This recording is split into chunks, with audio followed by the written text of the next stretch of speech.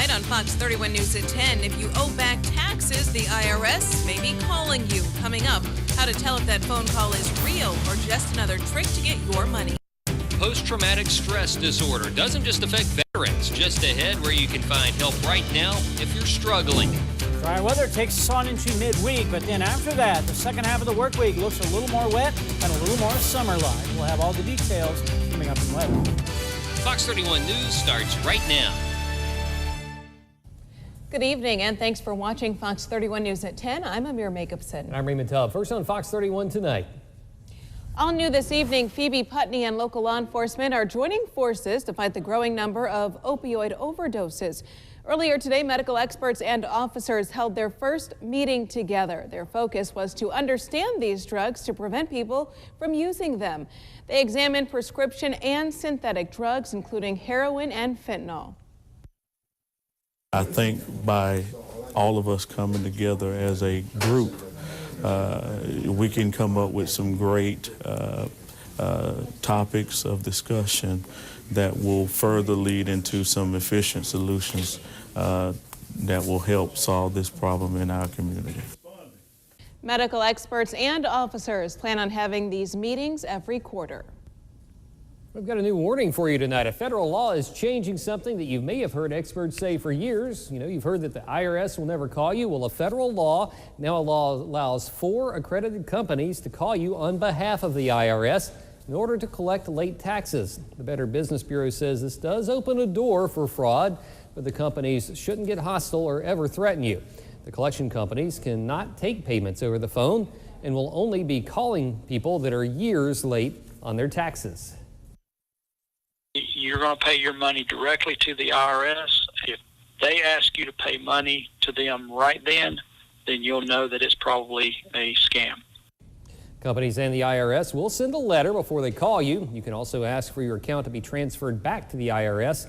And we have the companies listed on our website at WFXL.com. East Albany community members are asking why someone's bed is now in their neighborhood. Neighbors say that this pile with a couple of mattresses, pillows, and bedding has been in a vacant lot now for a couple of weeks. Keep Albany Doherty Beautiful says the best way to get rid of a load like this is to take it right to the dump. A public works crew will have to add a stop to their route to pick up the litter if it's illegally left behind. It hurts the environment, but it also is something that none of us should do, because how our community looks is a reflection on each and every one of us that lives here. Miles adds that getting caught for this could cost you a fine, community service, or even jail time. Well, Statesboro man is now in the Coffee County Jail on drug charges. Police stopped Warren Anderson on a traffic stop for not wearing his seatbelt. While he was stopped, Anderson kept taking sips from a styrofoam cup. When police looked in the cup, they said they allegedly found drugs. Anderson said that it was, quote, Pop Rocks candy, but after investigation, police confirmed that it was actually meth. He now faces several charges. Well, today marks PTSD Awareness Day throughout the country. Albany State used this day to help spread information on that disorder in the community. The school invited people to learn more about PTSD. They say that many people think of soldiers and veterans when they hear of PTSD, but it can also affect first responders, law enforcement, and even people who went through traumatic events like the January storms. They say their goal is to help spread the word of strength to the community.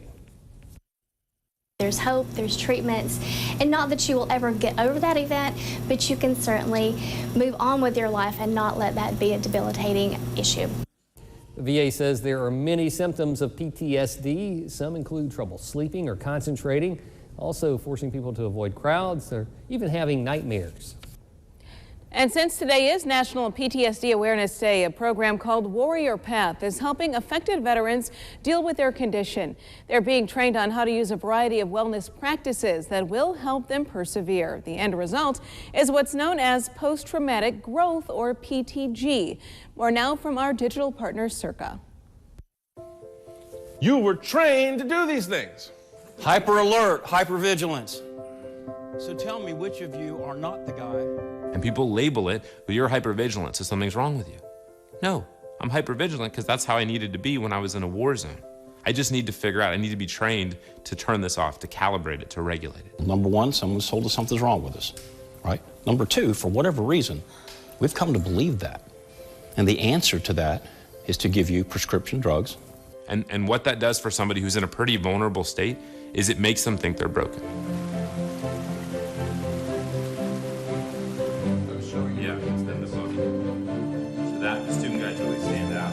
Post-traumatic growth is positive change that people report in the aftermath of a struggle with traumatic life events. Release that trauma. Don't carry this with you and stain your soul any longer. We continue to support them through accountability, training, and education activities so that by the end of 18 months, they can go and look themselves in the mirror and say, I have fundamentally transformed my struggle into profound strength and growth. If General Mattis is talking about post-traumatic growth, everybody under him is talking about post-traumatic growth. It's really exciting, and why I think Boulder Crest, you're going to be hearing more about the organization. It is scalable, and over the next decade, I think you're going to see Warrior Path.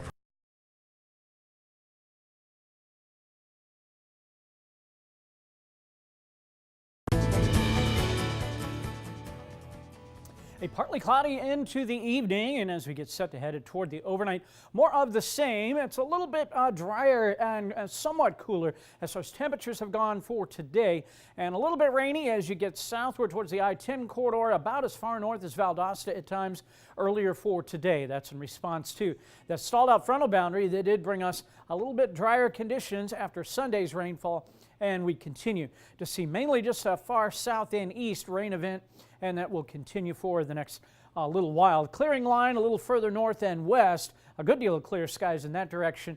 We're going to need to continue to see things be pretty good right through midweek, but then as we get set to end the week, somewhat of a change begins to happen, and we go back to more of a summertime-like pattern. Temperature here in the last hour, 79 degrees, dew point in the upper 60s, and an east wind at about 6. Now, the east wind is kind of key because that does drive the east coast sea breeze.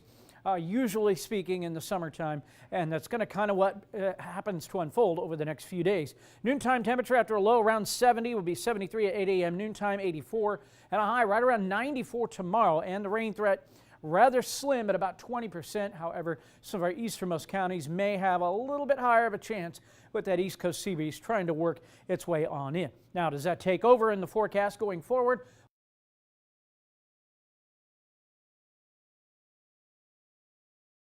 It was next on Fox 31 News. Next on Fox 31 News at 10, a double murder suspect is under arrest. New information about the motive and the accused killer's criminal past. Well, as yesterday we showed you video of a brutal attack at a restaurant here in Georgia. Today, an update on the suspect. What that is, coming up.